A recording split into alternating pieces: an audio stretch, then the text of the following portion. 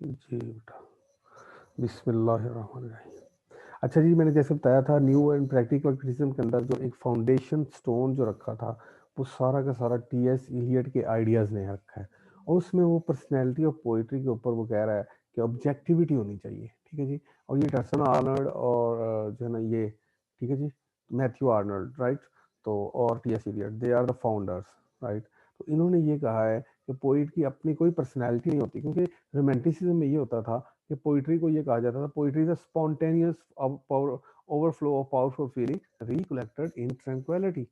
तो ये वर्ड्सवर्थ की पोइट्री की डेफिनेशन है। तो इसने कहा नहीं, बिल्कुल सारी की सारी इसने उसके अपोजिट गया है और इसने बताया कि बिल्कुल ऐसा नहीं है। टीएस इलियट ने जो है ना says that artist must continually surrender himself to something which is more valuable than him, the literary tradition, मतलब ट्रेडिशन एंड इंडिविजुअल टैलेंट। मतलब बताना ये चाह रहा है कि इंडिविजुअल टैलेंट जो है किस हद तक जो है ना वो होना चाहिए। तो मतलब वो कहता है कि ट्रेडिशन को फॉलो करेंगे।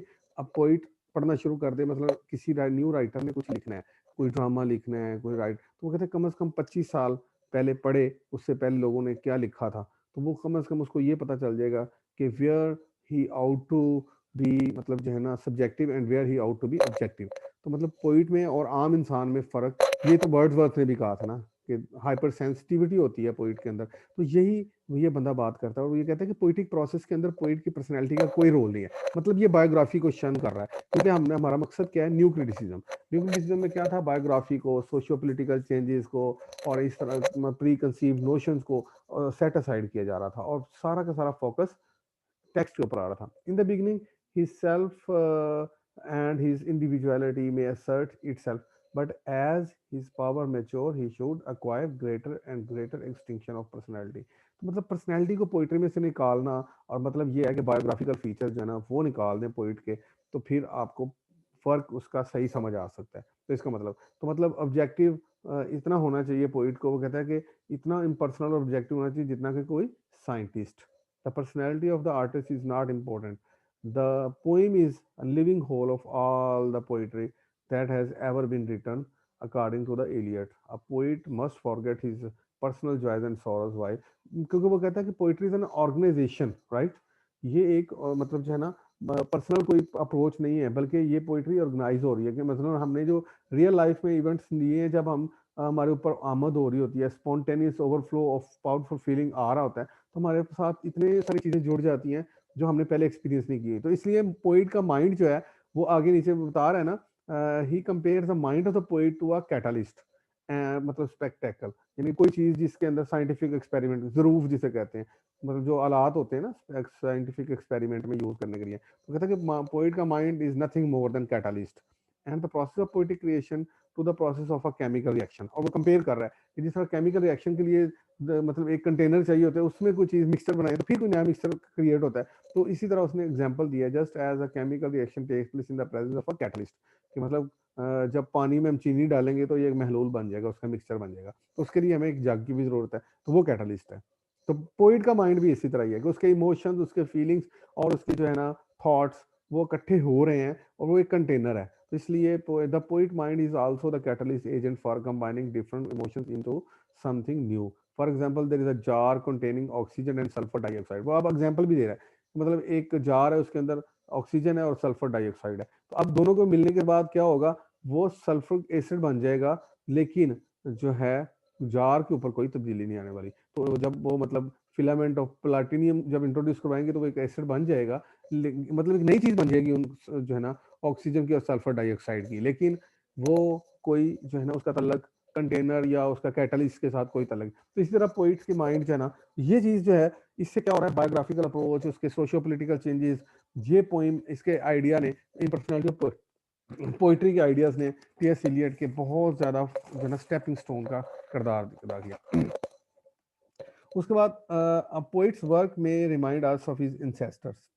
ट्रेडिशन को वो कहता है कि अगर फॉलो करें पोइट तो अपनी पर्सनैलिटी से बाहर जा सकता है। तो मतलब tradition involve the historical sense, the meaning of conformity between old and new. तो वो कहता है कि मतलब एक नया माइंड है, तो वो कहता है कि वो कोई मतलब, क्योंकि जो रोमांटिक्स है वो ये कहते थे कि हमने तो आके मतलब जो लिटरेरी ट्रेडिशन है उसको अपसाइड डाउन कर दिया। ये कहता है बिल्कुल ऐसा नहीं है। तो मतलब इस यहाँ से इस आइडियाज जो थे वो डेवलप होना शुरू हो गए, और इसने फिर मतलब जो है ना मतलब रिफाइनमेंट, उसने कहा development refinement but not improvement in art. तो आर्ट को आप रिफाइन कर सकते हैं, इम्प्रूव नहीं कर सकते, अपसाइड डाउन नहीं कर सकते, कोई जितना मर्जी रेवोल्यूशन लेके आ जाए। तो इसका मेन मकसद वो जो लिटरेरी ट्रेडिशन है, जो रोमांटिसिज्म एक लिरिकल बैलेट की सूरत में एक जॉइंट वेंचर था वर्ड्सवर्थ और एस्ट्री कॉलरिज का, उन्होंने कहा था कि हमने लिटरेरी ट्रेडिशन को अपसाइड डाउन कर लिया। ये कहता नहीं, बिल्कुल भी नहीं। कुछ डेवलपमेंट आप लेके आ सकते हैं, रिफाइनमेंट लेके आ सकते हैं, और लेकिन बाकी आप जो है ना उन चीज़ों को नहीं कर सकते। तो उसके बाद जी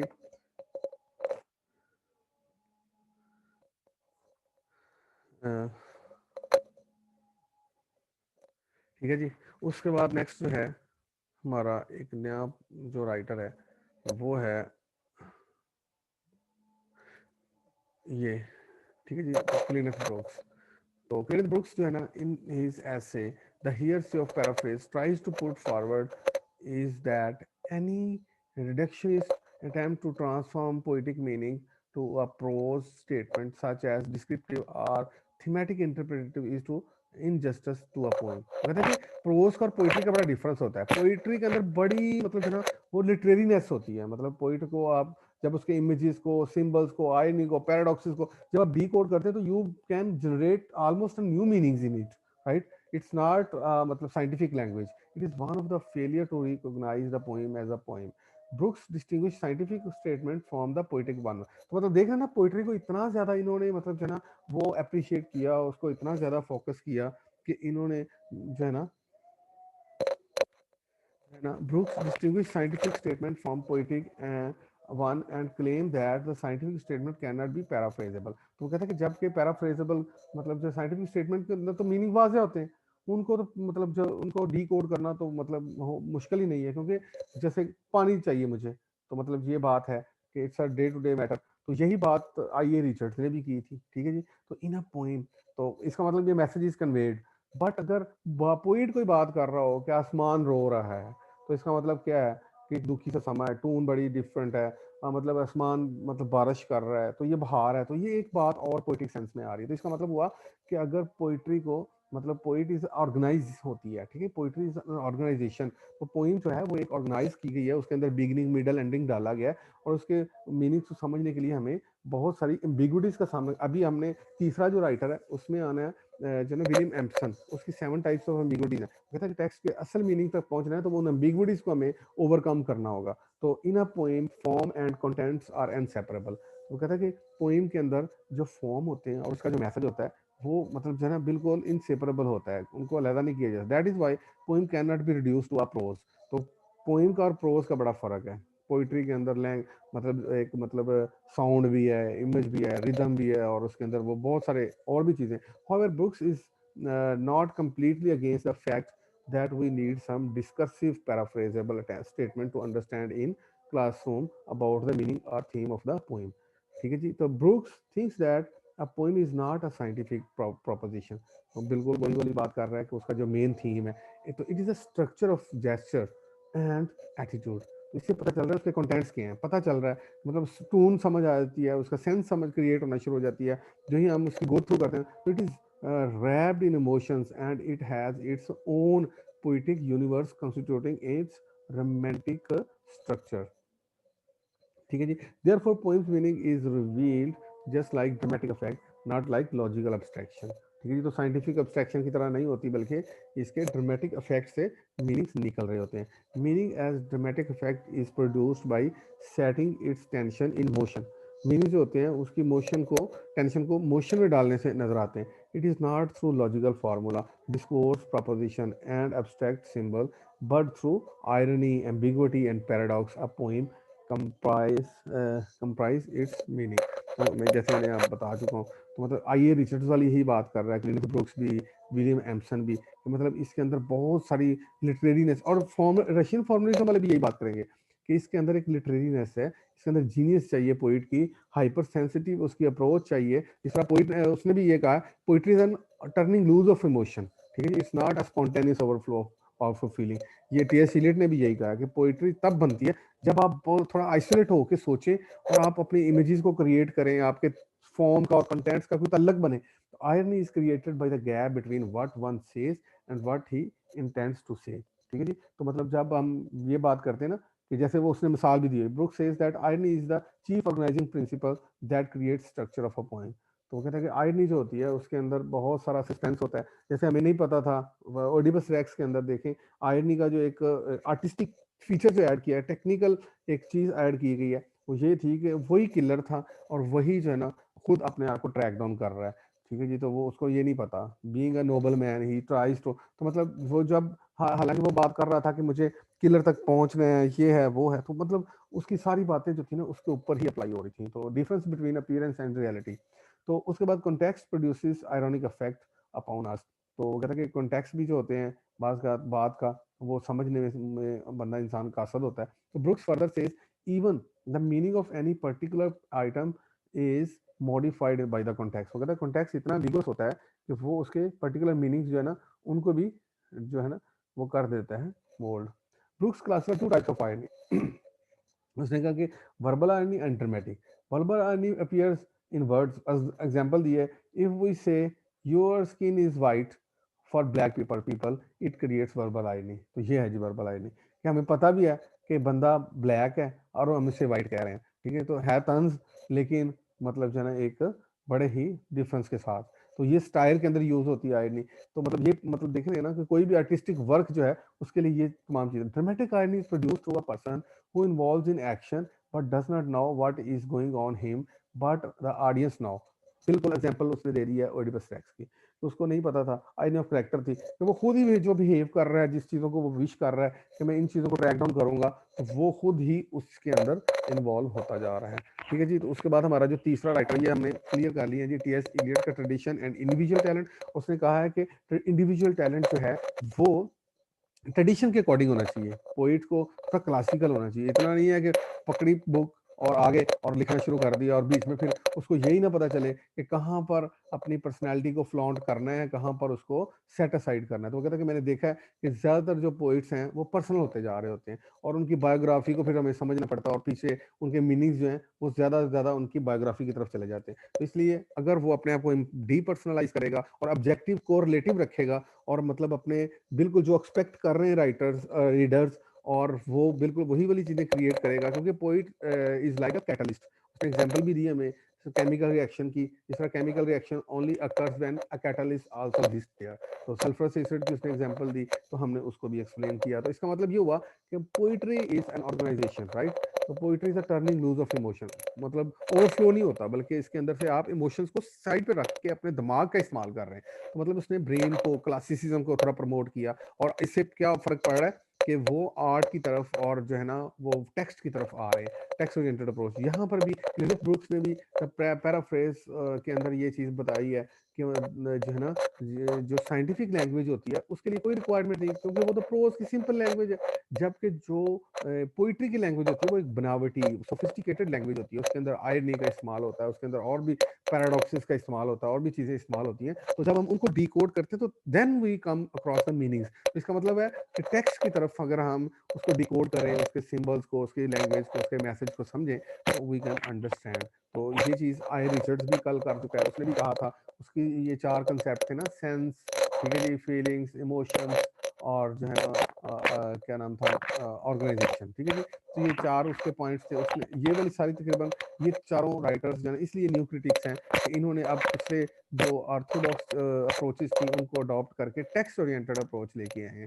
और ये फोर्थ जो है, अब हम विलियम एम्पसन की तरफ जा रहे हैं जी, जो इसका है कि जो है ये है जी, 7 टाइप्स ऑफ एम्बिग्विटी है। ठीक है जी। ये प्लीज़ अगर आपको नज़र नहीं भी आएगा तो फिर भी जो है ना ये मैं इंशाल्लाह ताला इसको हाईलाइट कर देता हूँ। ठीक है। तो ये क्लोज करके आप देख सकते हैं, मैं इसको जो है ना वो पढ़ देता हूँ। William Empson 7 types of ambiguity. उसने ये कहा है कि meanings are hard to understand, right. तो इसको समझना इतना आसान नहीं होता। तो जो है ना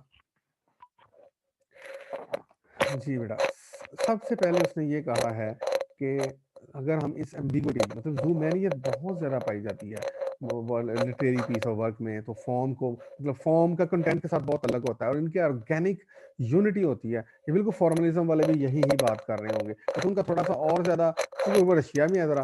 ठीक है। तो जो है ना, जबकि ये यूरोप और एंग्लो अमेरिकन अप्रोच है, तो इसलिए इनको अलग-अलग कर दिया गया और थोड़ा-सा उनके 1-2 टर्म्स जो है ना वो डिफरेंट है, अदरवाइज़ उनकी अप्रोच तो यही है, ठीक है। टैक्स ओरिएंटेड अप्रोच है और ये सारी बातें वो भी नेगेट कर रहे हैं, ठीक है जी। इस ये सिमिलैरिटी उनके अंदर मौजूद है। तो ये वाला बंदा भी टैक्स ओरिएंटेड अप्रोच की बातें बात कर रहा है। सिमेंटिक एम्बिगुइटी पहला नाम जो देता है, वो कहता है कि बहुत सारे सिमिलीज़, मेटाफर्स होते हैं, जिनको हमें डिकोड करने की ज़रूरत होती है। तो metaphor, two things are said to be alike which have different properties. तो मतलब वो कहता है कि जब हम उस वक्त मेटाफर का यूज करते हैं, बाज़ औक़ात हम दो डिसिमिलर चीज़ों को कंपेयर कर रहे होते हैं और उसके अंदर से जो फार फेच कंपैरिजन होता है, मतलब उसको मतलब एम्बिगुइटी बना रहा होता है। ये क्या बात हुई? जैसे अली इज अ लाइन, ठीक है जी। Ali is a rising star, या लाइफ डिपेंड्स अपॉन लीवर, ठीक है जी। तो ये देखिए, लीवर, लीवर के अंदर जो है ना पन आ रहा है, ठीक है जी। तो लीवर का मतलब होता है life depends upon liver. Liver का मतलब होता है जिंदा रहने वाला बंदा, और लीवर आपको पता होगा एक हमारा बॉडी का ऑर्गन भी है, जिसे हम कहते हैं कि जो है ना जिगर, ठीक है। तो इसका मतलब हुआ कि इस एम्बिग्विटी को हमें को देखना पड़ेगा, फिर इसके कॉन्टेक्स्ट में जाना पड़ेगा। और ये क्लीनेथ ब्रुक्स ने भी यही कहा कि कॉन्टेक्स्ट को जो है ना वो मीनिंग डिक्लेयर करता है, वही मतलब। तो इसका मतलब ये हुआ कि मतलब जो है ना चीज़ों को देखना पड़ता है क्लोजली। तो दूसरा जो एम्बिग्विटी है, 7 टाइप्स ऑफ एम्बिग्विटी है इसकी है। 2 और more meanings are resolved into one by using 2 different metaphors at once, ठीक है जी। तो इसे लॉकस एम्बिग्विटी का नाम दिया गया है। मैंने इनको हाईलाइट किया हुआ, ये देखें, ये लॉकस एम्बिग्विटी है दूसरी किस्म की, जो विलियम एम्सन बोल रहा है। और ये कहता है कि इसमें 2 किस्म के जो है ना मेटाफर्स को यूज करके ना उसके अंदर मीनिंग्स लपेट दिए जाते हैं। मसलन इसमें ये है, स्विफ्टली ईयर्स पास बियॉन्ड रिकॉल। मसलन यहाँ पर देखिएगा, मतलब वो बात कर रहा है, पोइट इस तरह की वो बात कर जाता है कि इतनी जल्दी जो है ना वो इतने तेज चल रहे हैं कि हमको रिकॉल भी नहीं कर सकते। Time is moving very fast. और सम टाइम पोइट्स जो होते हैं इसी तरह के फिर दो दो मतलब सोलम स्टिलनेस ऑफ दिस मॉर्निंग, जैसे कि लॉकडाउन लग जाता है तो हम बड़ा संजीदा हो जाते हैं, हम कहते हैं टाइम ही नहीं गुजर रहा, हम क्या करें, हम अपनी हॉबी को जो है ना कैसे अडॉप्ट करें, हमको कैसे इन चीज़ों को रिजॉल्व करें। तो हमारे लिए वही टाइम जो होता है, जो स्विफ्टली मूव कर रहा होता है, वही time at the other time जो है ना, मतलब ये तो इस तरह दो किस्म की मतलब जो है मेटाफर्स यूज करके पोइट अपना एम्बिगुइटी बना सकता है। There are 7 types of ambiguity. मतलब टेक्स्ट को आपने देखना है तो इन एम्बिगुइटीज को ओवरकम करना है, इन पैराडॉक्सेस को देखना पड़ेगा, इन सिमिलीज मेटाफर्स के यूज को देखना पड़ेगा। तो आपको कॉन्टेक्स्ट देखने की कोई जरूरत नहीं, सोशियो पॉलिटिकल कंडीशंस को देखने की कोई जरूरत नहीं, you can understand the meanings.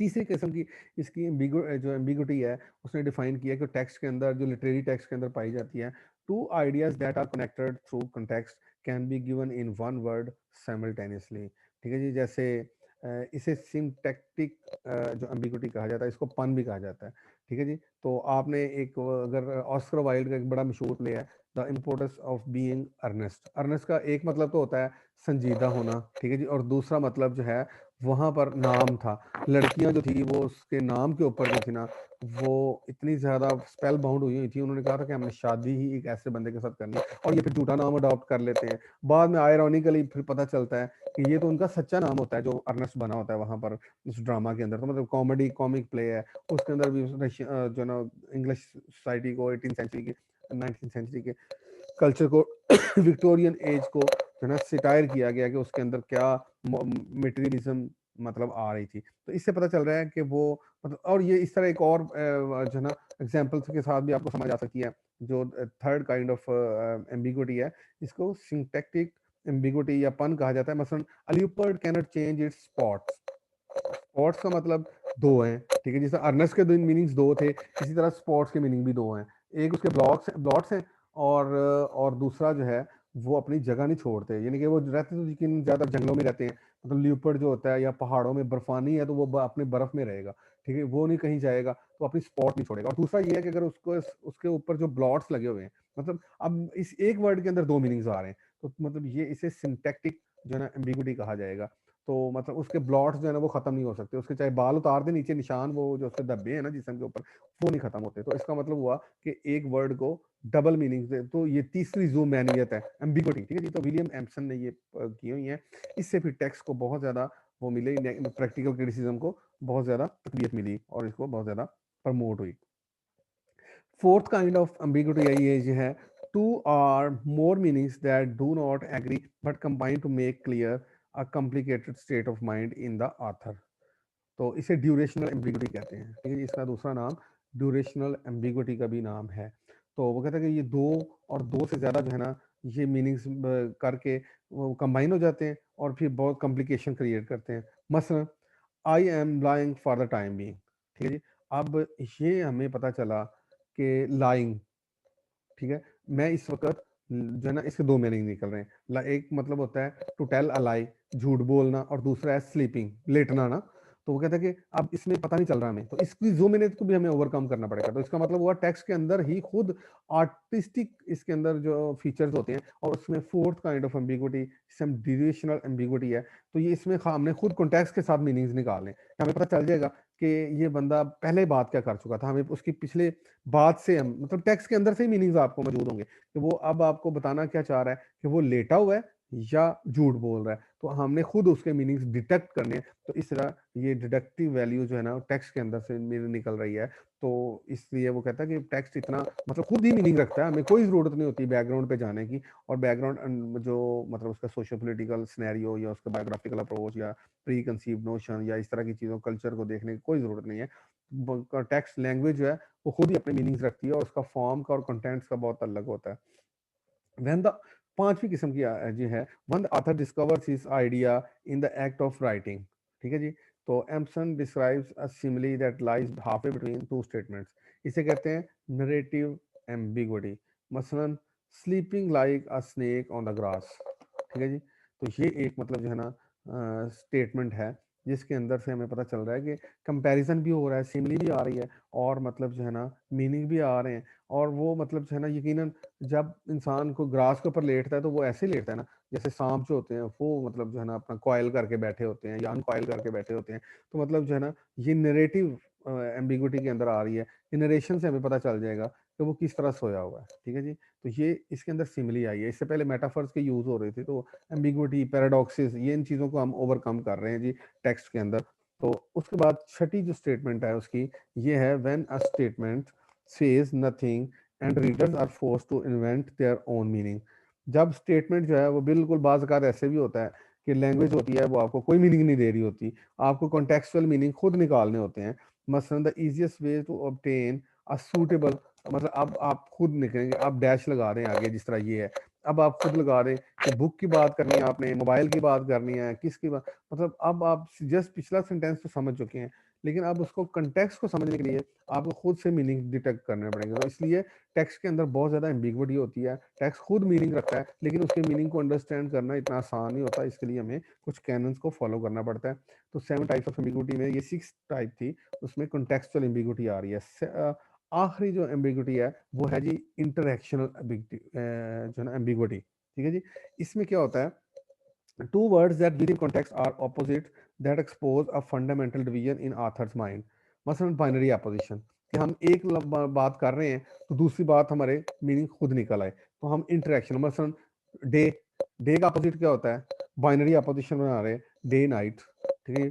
Black का क्या होता है, white, day night, male female, मतलब एब्सेंस जो है ना वो मीनिंग्स निकल रहे होते हैं। तो इस तरह वो मतलब एब्सेंस की तरफ रेफर कर रहा होता है, तो मीनिंग्स जो है वो हार्ड टू कम बाई हैं। तो ये एम्बिगुइटी है जी, 7 टाइप्स ऑफ एम्बिगुइटी, ठीक हो गया जी। तो इस तरीके के साथ हमारे ये 3 राइटर्स क्लियर हो गए हैं। इसमें अब आज हमने जो क्लियर किए हैं वो क्लीनेथ ब्रुक्स है, द हियरसे ऑफ पैराफ्रेज, और उसका ट्रेडिशन एंड इंडिविजुअल टैलेंट के अंदर से कुछ हमने चीज़ें ली, और उसमें पोइट के माइंड को कंपेयर किया एक कैटलिस्ट के साथ, और उसने बताया कि पोइट्री जो है ना वो ऑब्जेक्टिव होकर लिखी जाए तो वो बहुत बेस्ट है, बजाय इसके कि ओवरफ्लो हो जाए, मतलब स्पॉन्टेनियस ओवरफ्लो की तरह हो, और उसमें पोइटिक इंस्पिरेशन हो, और मतलब पता ही ना चल रहा हो पोइट को कि मतलब कहाँ पर उसके कोई मीनिंग्स आ रहे हैं। तो इस तरह वो कहता है कि वो इस तरह फिर जूम मैनियत हो जाती है। तो इस तरीके के साथ यहाँ पर हमने ये चीज़ देखी कि वो क्या कहना चाह रहा है। तो उसके बाद विलियम एम्सन ने 7 टाइप्स ऑफ एम्बिगुइटी बताई है। उसने कहा कि टेक्स्ट के अंदर से बहुत सारा इतना कॉम्प्लिकेटेड होता है, ये बना इसी तरह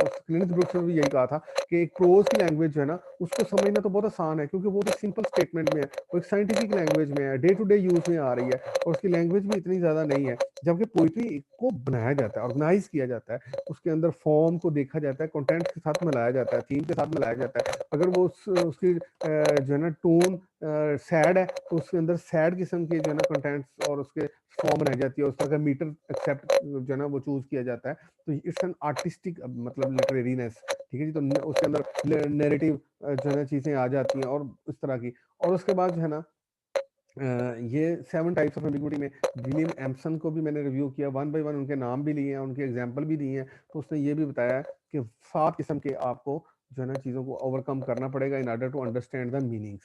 तो मीनिंग्स फिर जो है इसका मतलब है टेक्स्ट में मौजूद हैं, लेकिन हमें क्रैक करने के लिए हम उनको डिकोड्स करना होगा। जो भी कोई सिंबल आ रहा है, जो कोई पर्सोनिफिकेशन आ रही है, जो कोई पैराडॉक्स आ रहा है, जो कोई आयरनी आ रही है, आयरनी को भी एक्सप्लेन किया था उसने, ठीक है जी। क्लिनेथ ब्रूक्स ने उसने कहा कि वर्बल आयरनी और ड्रामेटिक आयरनी है। वर्बल आयरनी जनरली जो हम स्पीकर बोल रहा होता है उससे रिलेटेड होती है, कि मतलब हम किसी को कह देते हैं कि यू आर वाइट, जबकि उसका कलर ओरिजिनली ब्लैक हो, तो इसका मतलब क्या हुआ, difference between appearance and reality. Meanings जो है इसका मतलब हुआ कि वो हार्ड टू कम बाई है, मुश्किल है, उसको हम देखना पड़ेगा। तो इसका में लैंग्वेज खुद जो है ना आर्बिट्रेरी है ना, लैंग्वेज जो है ना। तो इस तरह उसके बाद जो है उसने कहा था कि ड्रामेटिक आयरनी में सिचुएशन कंट्रास्ट होता है, आयरनी ऑफ सिचुएशन होती है, आयरनी ऑफ कैरेक्टर होता है। ओडिपस का मिसाल मैंने दी है, तो उसमें ओडिपस जिस तरह मतलब उसको नहीं पता था कि वो जिसको सर्च कर रहा है वो खुद ही है, और उसकी जो बातें हैं वो खुद उसके ऊपर रिक्वाइल होके खुद आ रही हैं। तो इस तरीके के साथ ये हमारे 3 राइटर्स क्लियर हो गए हैं। न्यू एंड प्रैक्टिकल क्रिटिसिज्म का हमारा ये टॉपिक आज कंक्लूड होने जा रहा है। इंशाल्लाह हम रशियन फॉर्मलिज्म के ऊपर 2 लेक्चर्स लगाएंगे और हमारी 3 थीरीज हो जाएंगी, और इससे आपके मिड की तैयारी के लिए आपके पास बेहतरीन मौका मिल जाएगा कि आप 3 जो है ना चीज़ों को आप क्लियर कर लें बिफोर द मिड। ठीक हो गया जी। तो अभी आप लोगों के पास कोई क्वेश्चन है बेटा तो मुझे बता सकते हैं।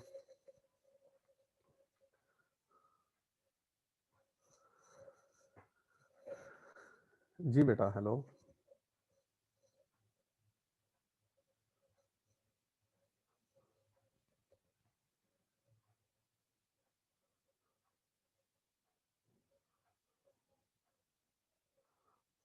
हेलो।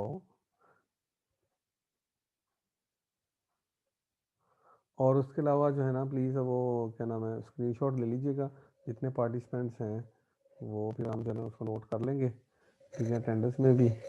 और अगर क्वेश्चन नहीं है तो फिर मैं साइन ऑफ कर रहा हूँ। आप लोग मुझे सुन रहे हैं क्या?